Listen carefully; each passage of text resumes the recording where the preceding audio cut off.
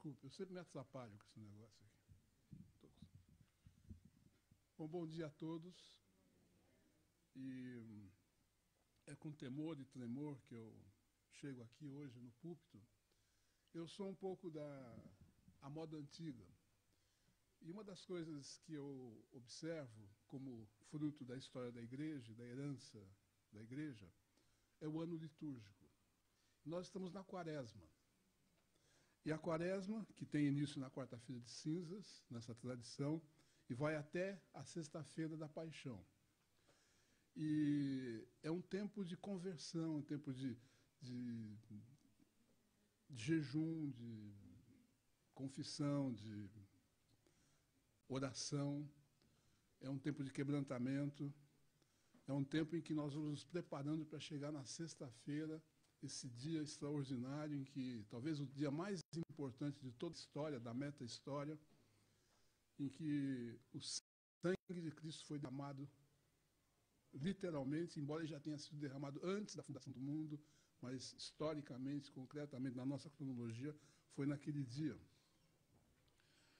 E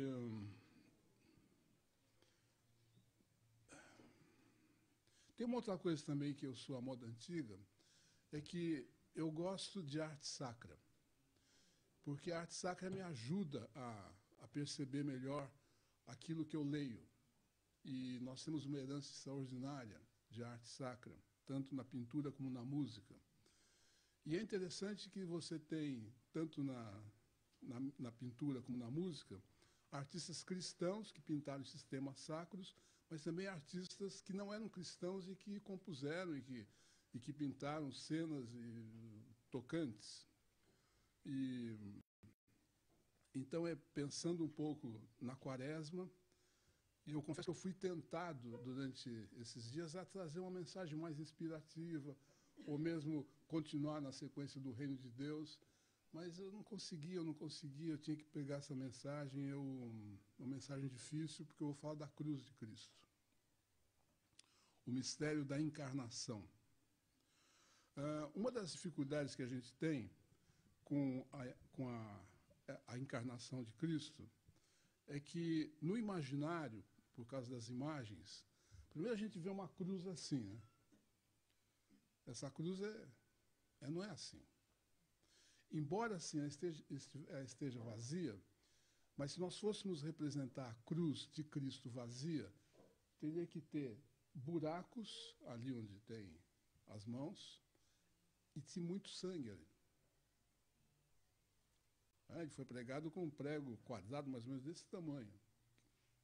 Então a gente fica assim, isso aqui é meio clean, né?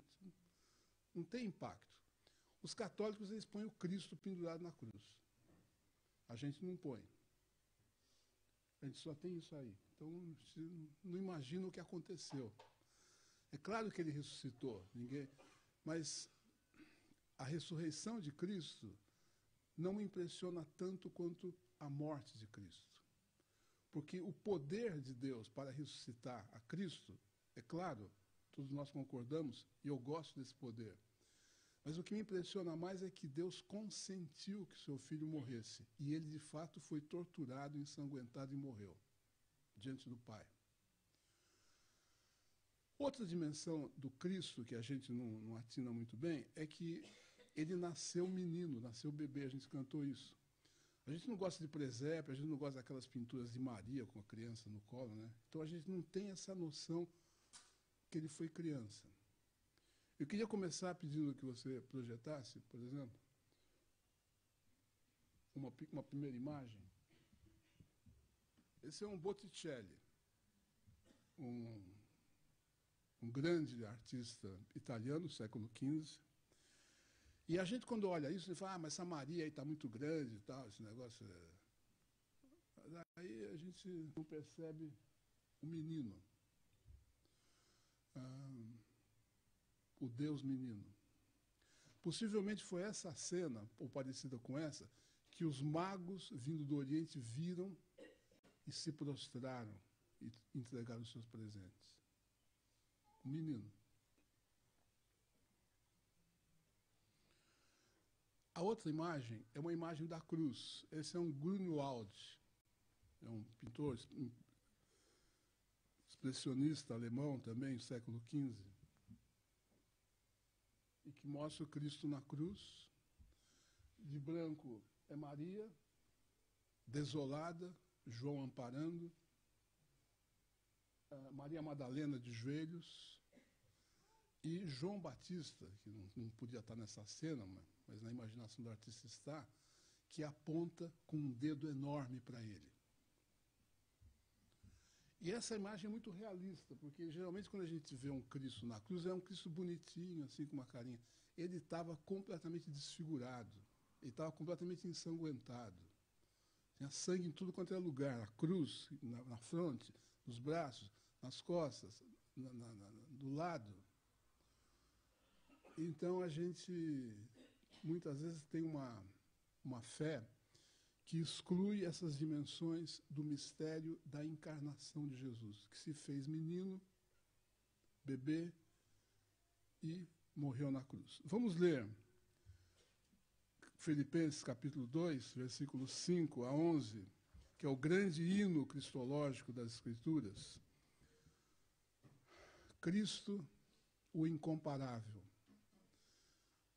beleza eterna, magnificência absoluta.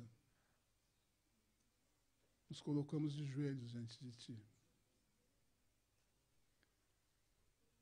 Esse texto aqui talvez seja um dos textos mais importantes para a gente compreender toda a Escritura, que diz assim: Tende em vós o mesmo sentimento que houve também em Cristo Jesus, pois ele, subsistindo em forma de Deus, não julgou como usurpação o ser igual a Deus. Antes, a si mesmo se esvaziou, assumindo a forma de servo, tornando-se em semelhança de homem, reconhecido em figura humana. A si mesmo se humilhou, tornando-se obediente até a morte, morte de cruz. Pelo que também Deus o exaltou sobremaneira, e lhe deu o nome que está acima de todo nome, para que ao nome de Jesus se dobre todo o joelho nos céus e na terra e debaixo da terra, e toda a língua confesse que Jesus Cristo é o Senhor, para a glória de Deus Pai. Se tem um texto na Escritura que é importante, esse é esse aí. Talvez em torno desse texto gravite todo o resto que está escrito na Escritura. O ápice, é o auge. Eu esqueci de... Mostra mais a última imagem, que é do Dalí, que é uma cruz também do Dalí, que tinha esquecido. Que Dalí, ele não tem notícia que ele seja cristão. Mas como artista, criado, imagem e semelhança do grande artista, ele tem essa inspiração. Pode mostrar, por favor? Essa. Que é já... A outra é mais crua, né? Se vê da terra, aqui se vê do céu, o Cristo. Ele foi... O Dalí é um catalão, você sabe, Salvador Dalí, surrealista. E ele... Extraordinária essa pintura dele, porque acho que é o olhar de Deus, né, nessa hora. Porque ele está reconciliando tudo no universo, nele. Tá bom, obrigado. Então, como é bom a gente, de vez em quando, ter um flanelógrafo para adultos, né? Alguém sabe o que é flanelógrafo aqui? Então esse é um flanelógrafo para adultos. Bom, vamos voltar aqui ao texto.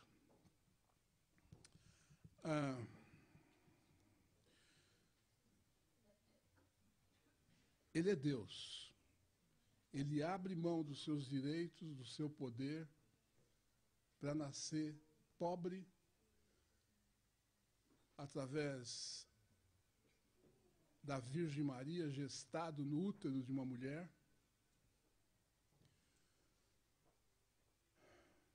Nasce num estábulo,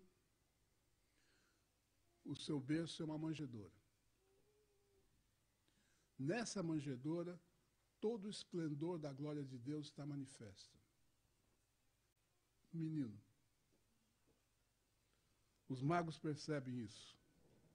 Um menino se nos deu. Seu nome é conselheiro maravilhoso. Os católicos têm uma devoção pelo menino Jesus. Eu acho interessante isso. Porque a criança é importante. Quem não se fizer como uma criança não pode entrar no reino de Deus. O reino de Deus não tem lugar para adultos sérios e preocupados. É? Quando estava discutindo quem é o maior, Jesus colocou uma criança. O maior no reino de Deus é essa criança aqui. Um menino. Aquele que não se humilhar como uma criança, vulnerável, sensível, impotente, confiante, dependente, aberto para aprender, uma pessoa ainda em formação, não entra no reino de Deus. Ele é um menino. Então, ele se esvazia do seu poder, da sua glória, assume a forma de um bebê. Isso é um aspecto desconcertante do nosso Deus. Um Deus que se deixa cuidar por uma mãe humana que troca a sua fralda e dá o seu seio.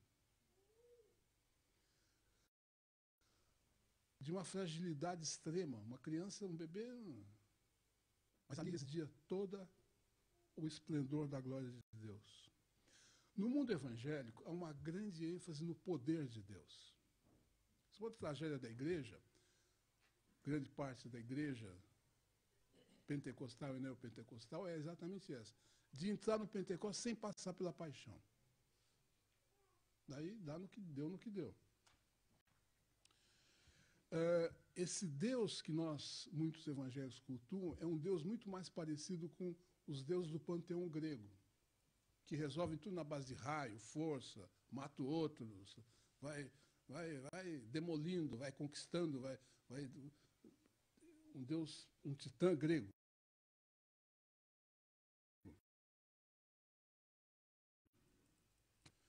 E aí, o evangelho que resulta disso é o evangelho que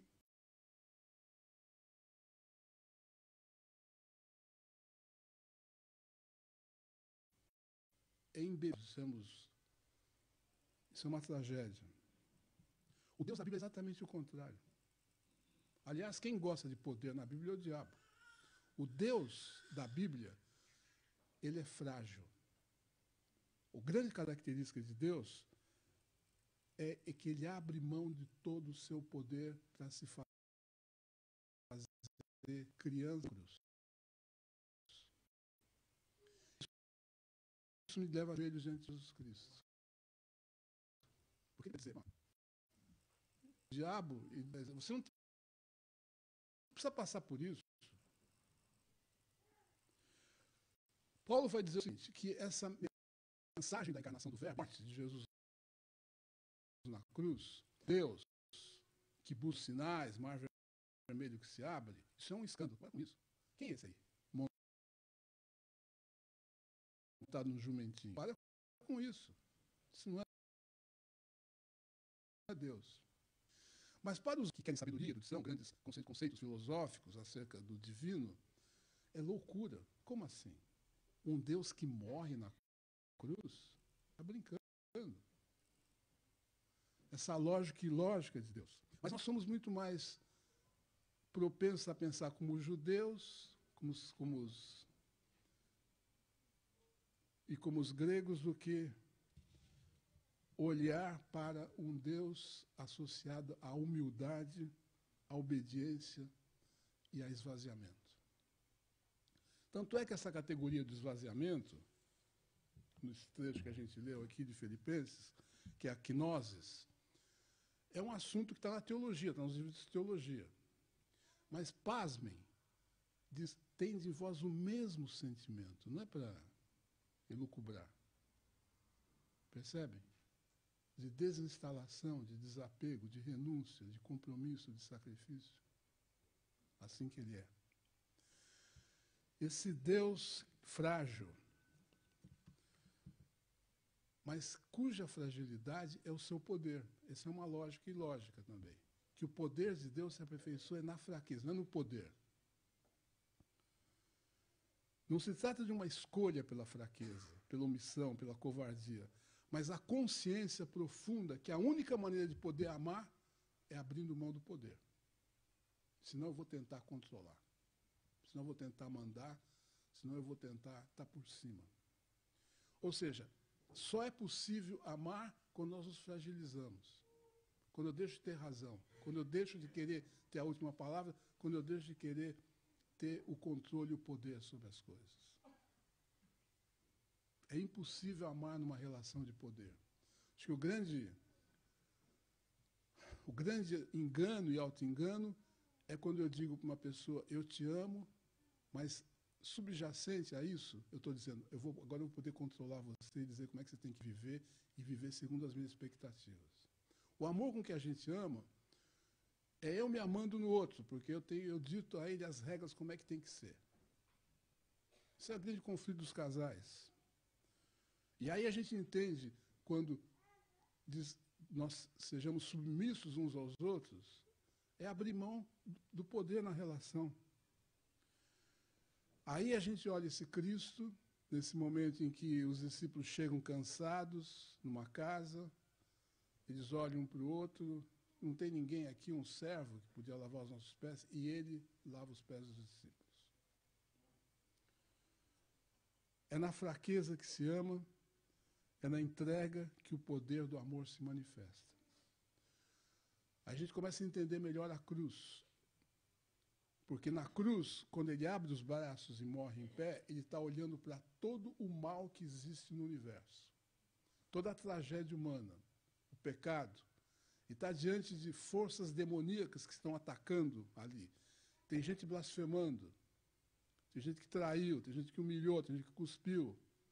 E todo esse mal ele recebe sobre si e devolve com um grande amor. Quando ele faz isso, ele quebra o ciclo do mal no universo. O ferido podia nos salvar. Só. Um Deus Todo-Poderoso não pode nos salvar. Só um Deus ferido pela tragédia humana, pelo pecado, pela morte, podia nos salvar do pecado e da morte.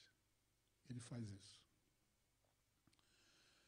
Então, assim, ditadores, tiranos, déspotas, eles se cercam de bajuladores, de aproveitadores e têm muitos inimigos. Eles não podem amar, eles não conseguem amar. Então, assim, ele é um servo. Ele é um servo. Tragédia também da igreja evangélica é uma liderança tomada pelo poder, não pelo amor, não para ser servo.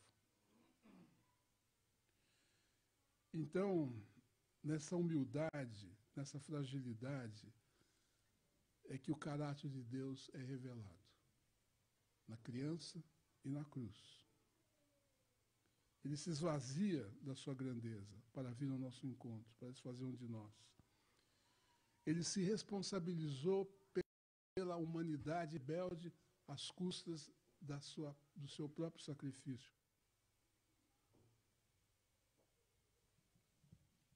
E aí a gente começa a entender na cruz o tamanho do estrago do pecado, que exigiu uma reparação tão grande. E a gente não tem muita noção disso. Talvez nesse período de Quaresma a gente possa adentrar um pouco essa dimensão do que aconteceu com o primeiro Adão. Pela desobediência dele, todos nós nos perdemos, mas pela obediência do segundo Adão, todos nós fomos reencontrados. Percebem isso? A queda nos lançou no abismo do pecado, da compulsão de pecar, no vício de pecar. Nesse miserável corpo dessa morte que Paulo coloca nos seguintes termos: o querer fazer o bem está em mim. Mas ao querer fazer isso, eu encontro uma outra força que me faz não fazer o bem que eu prefiro, mas o mal que eu detesto. Miserável homem que sou. O grande problema de nós evangélicos é que a gente perde a dimensão do quebrantamento porque a gente se acha, bom, eu estou na igreja todo domingo. A gente é muito parecido com aquele cara que foi orar no templo e diz, graças a Deus que eu não sou como os demais, aqui, os pecadores aqui da região, que estão bebendo nos bares, estão nas praias. Hoje, domingo, eu estou aqui na igreja. Há sempre um perigo enorme de julgar o meu caráter pelas minhas atividades religiosas. Eu vou me ver muito maior do que eu sou. Como também existe um perigo muito grande de eu julgar o caráter de Deus segundo as minhas circunstâncias. Também vou quebrar a cara. Tem misericórdia de mim, Senhor, pecador. Aí é um paradoxo que quanto mais santo eu me torno, mais pecador eu me vejo.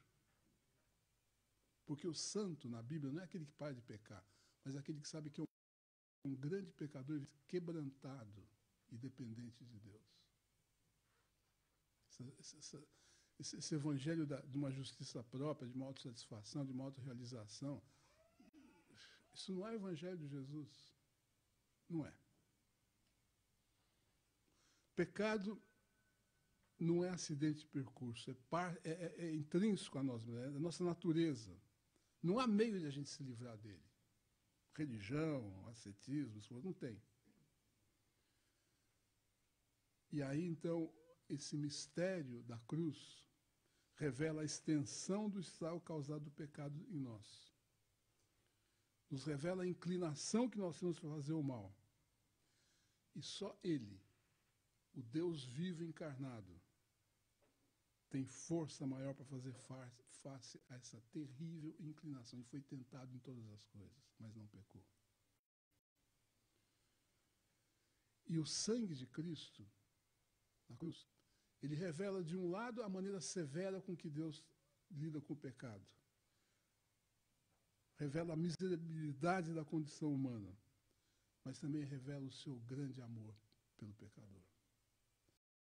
Essa cruz que aponta para o alto, está em direção a Deus, mas está cravada na terra. Ela reconcilia o homem com Deus. Não há nada outra coisa que possa reconciliar o homem com Deus, a não ser a cruz de Cristo. A cruz de Cristo é a chave para a nossa teologia, para a nossa espiritualidade, que precisam estar alinhadas com essa dimensão do quebrantamento. Aponta para o alto, aponta para baixo, mas aponta para os lados, né? Nele está Cristo, o centro do grande amor que Deus tem por toda a humanidade, braços abertos. Isso é um símbolo muito forte. No Rio de Janeiro tem o Cristo Redentor. É uma cidade pecadora, uma cidade violenta, injusta socialmente, corrupta. Mas acima de todos os montes, o maior, que é o Corcovado, tem a figura do Cristo de braços abertos, olhando tudo aquilo. Isso é uma força muito grande. Essa é a realidade. É um substrato do que é o mundo todo ali. É na fraqueza de Deus que reside o seu poder. Porque é nesse esvaziamento que ele vence o pecado, ele vence a morte. Inimigos implacáveis e poderosos que só podem ser vencidos pelo amor e pelo um Deus frágil, não por força nem por violência. A cruz é que faz isso. Então, uma espiritualidade, uma teologia alinhada com a cruz, significa a percepção profunda da nossa miserável condição de pecadores compulsivos. Significa perceber o custo e o tamanho da reparação. E isso é uma experiência de coração, que se chama quebrantamento ou arrependimento. Quem nunca chorou aos pés da cruz, percebendo o seu pecado e aquilo que Deus fez para nos livrar e nos salvar e nos perdoar, quem nunca chorou aí tampouco pode se alegrar com aquela alegria indizível daqueles que, tendo passado por esse processo de conversão, sabem que, embora pecadores sem mérito, ele nos fez filhos amados do seu coração. Esse é o Evangelho. Agora, o texto diz, então esse discurso triunfalista, né, que a gente vê muitas vezes no cristianismo, seja em sermão, oração, cânticos, negam essa história, negam. É bom que a Quaresma nos volta a lembrar disso, nossa condição. E ao negar isso, nega o sofrimento. E o Evangelho vira um evangelho de ofertas para quem se converter, vai ser próspero, vai ser abençoado, e Deus vai cuidar, e você não vai ter mais preocupação nenhuma. O que é falso, e também o que ocasiona quando o sofrimento bate à porta de alguém, o mundo desaba e cai. Faz parte da nossa história. Tanto faz parte da nossa história que Paulo tinha um espinho na carne. que era uma situação aflitiva e sofredora e dolorosa. 3 vezes ele ora, Deus tira. Deus fala, não vou tirar, afinal, não vou tirar. Você vai ficar com isso daí? Porque a minha graça te basta e o meu poder se aperfeiçoa na fraqueza. Daí quando cai essa ficha, Paulo entende que aquele sofrimento todo era porque, em vista do seu sucesso ministerial tão grande, ele podia começar a se achar. Mas ele conclui, ele me deu esse espinho na carne para que eu não me ensoberbecesse. Não sei que situação você tem aflitiva, que não se resolve. E quando muitas vezes você tem uma situação aflitiva no seu coração que não se resolve, você começa com birrinha com Deus. Sua relação fica formal com Ele. Não fica mais apaixonada, não fica mais alegre. Ela fica pesada, fica formal, ritual. Você vai na igreja, você cumpre todas as suas obrigações, mas é por medo, não é por amor. Entender que nós sofremos é fundamental. Tanto é que Deus, ao entender isso, ao invés de nos dizer, nos consolar e dizer, tem de bom ânimo, ele veio sofrer conosco. A resposta de Deus ao sofrimento humano foi sofrer conosco. Quando nós sofremos, a gente entende melhor o que Cristo, como Deus, passou na sua carne. Porque ele sofreu muito mais que a gente. E nós somos coparticipantes com ele dos seus sofrimentos. Isso é uma maneira profunda de conhecer a Deus no sofrimento. Quando a gente tem uma fé em que o nosso Deus está à disposição nossa, 24 horas por dia, para evitar que a gente sofra e promover a nossa felicidade, esse Deus é um ídolo e você é um pagão. Simples assim. Não é isso. Não se trata disso. Tende o mesmo sentimento. Capacidade de sentir tem a ver com a sensibilidade do coração. A vida cristã tem esse chamado de se esvaziar, de andar nas pegadas de Cristo, de imitá-lo, no amor, na humildade, na fragilidade, na doação. Tomar a sua cruz. Negue-se a si mesmo e tome a sua cruz, diz Jesus. E quem não se fizer como uma criança,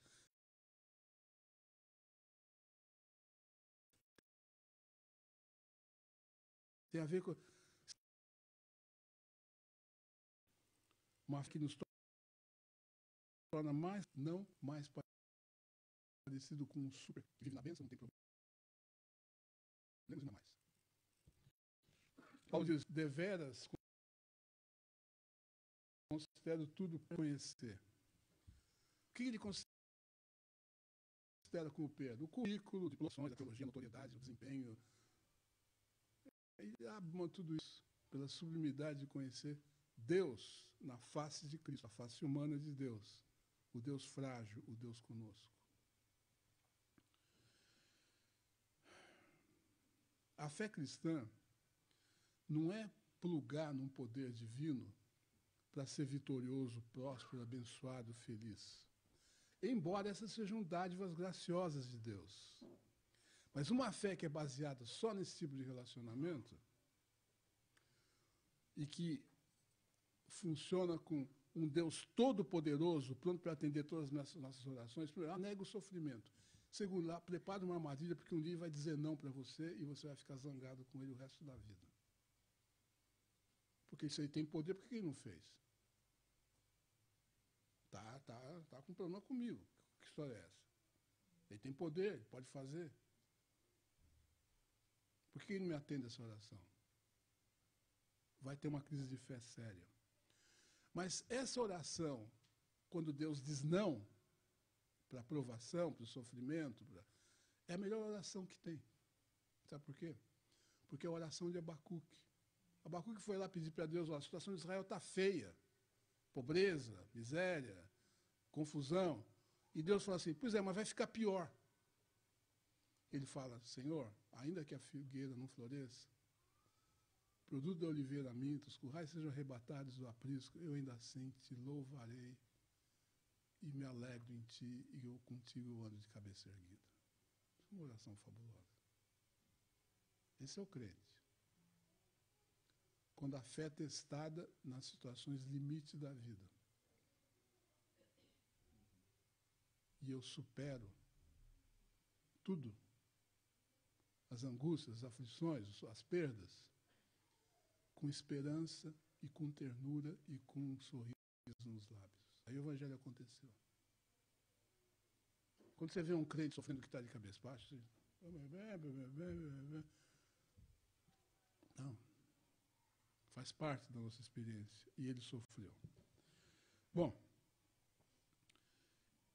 em Cristo, Deus não se esvaziou da sua divindade. Ele se esvaziou do seu todo poder. Ele se esvaziou. E aí a gente canta o Senhor dos Exércitos, o vitorioso, o Rei. É verdade isso. Isso é um outro aspecto da divindade. Mas nesse aspecto ele é parecido com os deuses do panteão grego. O que faz a diferença é que ele abre mão do seu poder. Nasce pobre, bebê. Vive uma vida de servo. E se entrega para morrer na cruz. Essa é a diferença. Então, quando um pastor, alguém aí, que tem um pequeno grupo, lidera pelo poder, em busca de reconhecimento, de afirmação, de aplauso, honra, fama, a gente negou a Cristo. Quem não faz nada disso? Ele é de uma descrição completa. Várias vezes você vai ler no Novo Testamento que ele faz um milagre, ele fala assim, ó, não conta para ninguém, tá? Ou que ele discretamente chega num lugar e fala, deixa, vamos embora daqui porque tem muita gente. Ele tem essa descrição, ele não quer, ele não quer bajulação, salamalex, tem essa palavra aqui? Mimo, ele não quer. Agora, a nossa percepção de quem Deus é define a nossa conduta. Há uma diferença muito grande entre servir um Deus todo-poderoso e de servir um Deus crucificado. Percebe?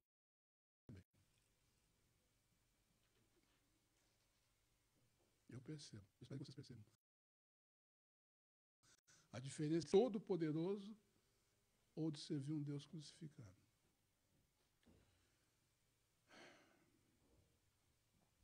Tende em vós o mesmo sentimento.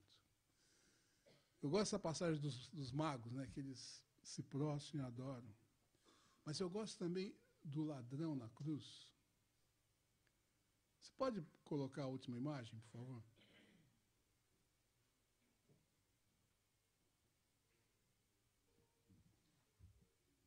Não, a última é a...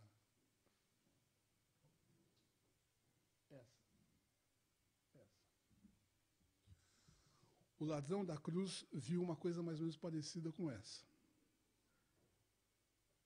Um Cristo torturado, agonizante, humilhado, abandonado, desfigurado, com fome, com sede, ensanguentado, cuspido, blasfemado.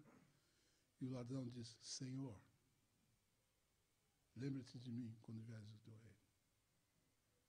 Ele vê Deus nessa imagem. Que a gente não quer nem ver, né? Porque, inclusive, aí a gente entende por que eles estavam blasfemando, porque estavam cuspindo nele. Como Deus? Que história é essa? A gente tem dificuldade de olhar para isso. Mas isso aconteceu, isso é real. E Grunwald captou isso na sua sensibilidade artística.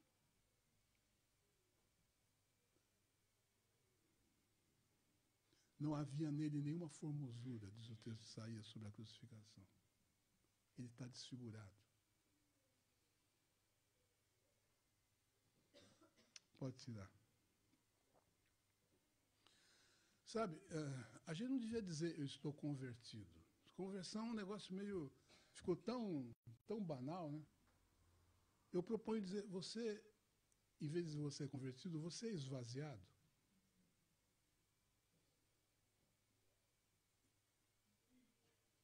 Você abre mão. Você cede. Humildade, obediência, compromisso, renúncia, sacrifício. Porque tem em vós o mesmo sentimento. Não é categoria teológica, mas experiência existencial do coração. É a desconstrução de todas as minhas fantasias de onipotência, de controle, de segurança, para me ver frágil, pequeno. Porque é ali que o poder de Deus vai se manifestar. É entrega, é renúncia, é abandono nas mãos de Deus, na providência de Deus. Em outras palavras, esvaziamento é a verdadeira conversão. Isso muda a relação com a tua mulher, para começar de cara. E mulheres, isso muda a relação também. Não? Aliás, quando mulheres sejam submissas aos seus maridos, o recado é esse: abram mão do poder na relação. Ele fala isso também para o homem, mas faz especialmente para a mulher também. Abram mão do poder na relação.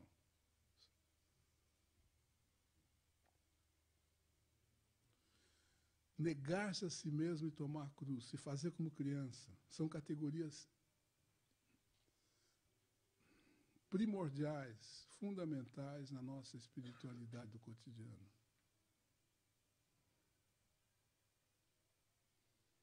Tendes em vós o mesmo sentimento que houve em Cristo Jesus, que abriu mão dos seus direitos e prerrogativas reais no céu, para se fazer bebê, servo e obediente até a morte e morte de cruz. Deus abre mão do seu poder real e verdadeiro para nos ajudar a reconhecer que o nosso poder é ilusório, é irreal. Ele confronta isso.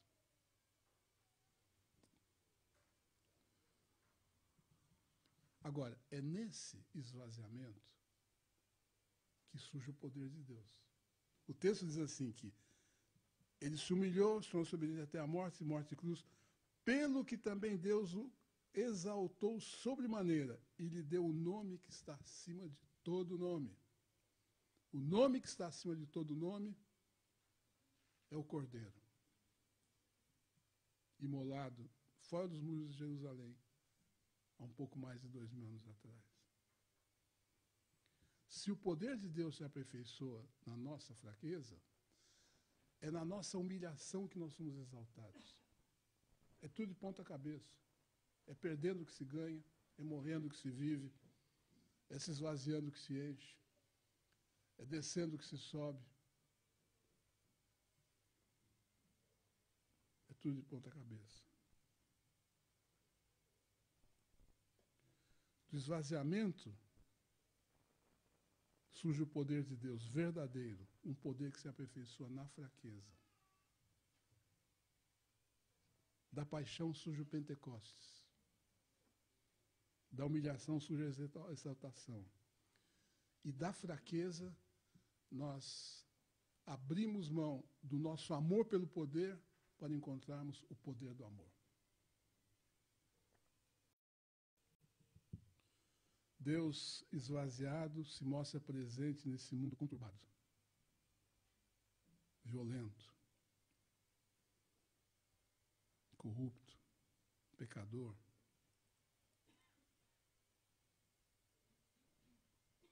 Ali ele conversa conosco, nos dá alento, nos anima. E ali nós encontramos esse Deus ferido, identificado com a tragédia humana que veio para nos salvar. Então, aqui nesse tempo de Quaresma, Deus precisou de 4 símbolos muito simples para ensinar a toda a humanidade as lições mais importantes que ela precisa saber. Primeiro é a manjedoura, que é um coxo onde se dá comida para os animais. Esse é o primeiro símbolo. O segundo símbolo é a toalha e a bacia. O terceiro símbolo, quarto, é a mesa. É a amizade, a inclusão, é a comunhão. E a mesa diz que, tendo repartido, ele comeu. Na mesa onde primeiro eu reparto, depois eu como. E a cruz. Com esses 4 pequenos símbolos, ele ensinou à humanidade tudo que a humanidade pode aprender acerca do amor. Para amar exige-se vulnerabilidade, fraqueza e abrir mão do poder. Então, queridos, que a criança na manjedoura,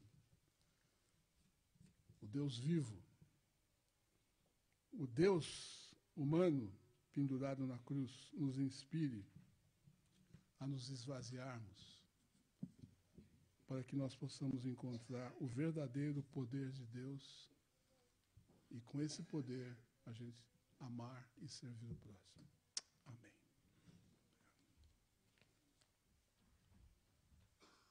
Deixa essa imagem um pouco.